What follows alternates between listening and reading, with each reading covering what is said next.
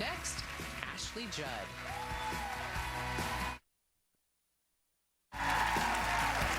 Welcome back to The Talk. Our next guest is an Emmy and Golden Globe Award-nominated actress. Her new book, All That Is Bitter and Sweet, chronicles her journey from Kentucky-bred movie star to global ambassador. Please welcome Ashley Judd.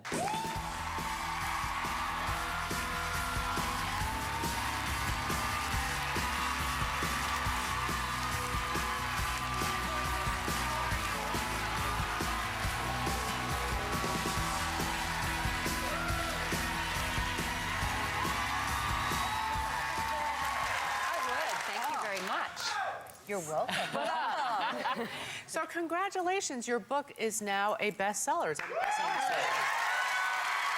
How did it feel to get the news? It was very humbling because the book seeks to carry the message of the voiceless to those of us who have voice. And I felt very honored, and also like the responsibility, the vow that I've made to folks I've met all over the world is being fulfilled. Why was that so important to you?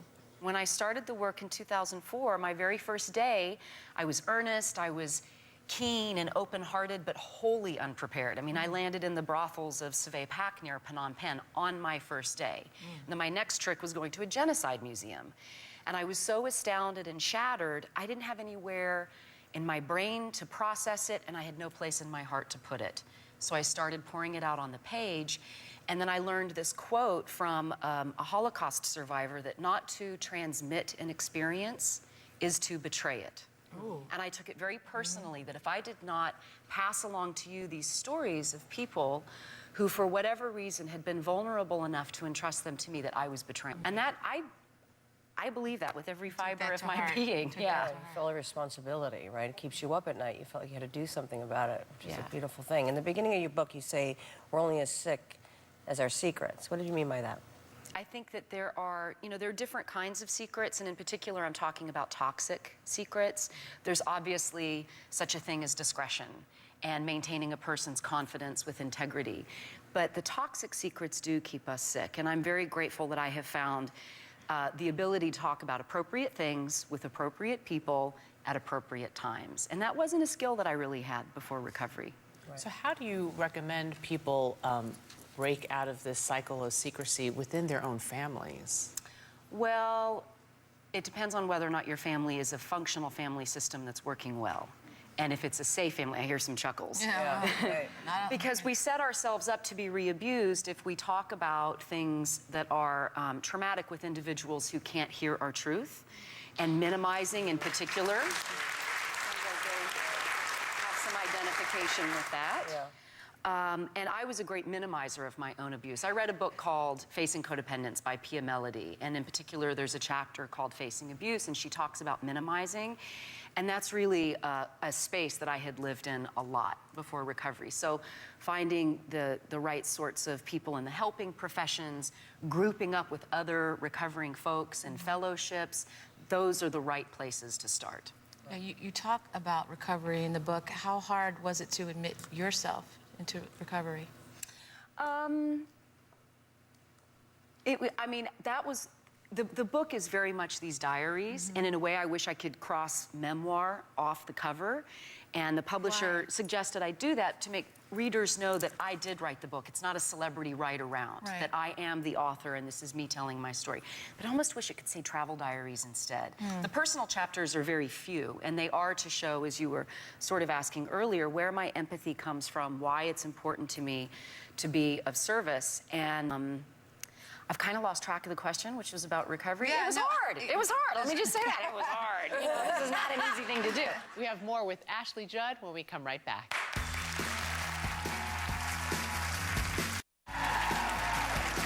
Welcome back to The Talk.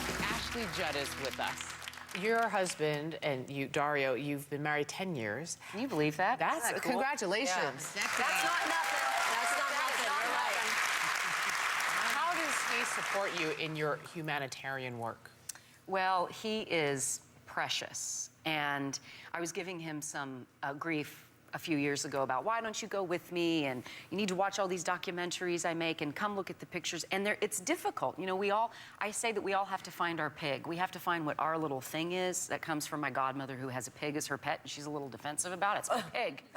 You know, and my pig is that I do the travel, and others' pig is that they write the check, or that they're active within their communities here in the U.S. And when I was giving Dario some grief about, you know, why don't you come with me, he reminded me of something incredibly important. I pick up the pieces when you come home. Right. I thought, oh yeah, there is that. Right, There is that. Yeah. That's big. I can hear my husband saying, "You never called me precious." Not only is he precious, he's hot. He's I was just fine. thinking he's getting so much hotter with age, Yes, too. It's like don't they? crazy. Don't they get Please hotter ask with me age? this. Can I please ask you this? Ex-NFL wife, so hard for me to watch. It's not hard for you to watch him doing his indie thing. Is it scary? I made a decision at the beginning not to be frightened because I thought that would be a terrible way to live. I get excited, you know, and I get very involved in the races, and I want him to have the opportunity to succeed at the level which I know he's capable, because he has a very elite and rare gift. So I get really emotionally invested, but I've opted out of the fear. Good. Yeah. That's a good way to live. Yeah. Ashley, Judd, thank you for being here. Thank you all so much for having me. Ashley's book, All That Is Bitter and Sweet, is in stores now. And for more information on how you can join the fight to help women in conflict, log to thetalk.com. We'll be right back.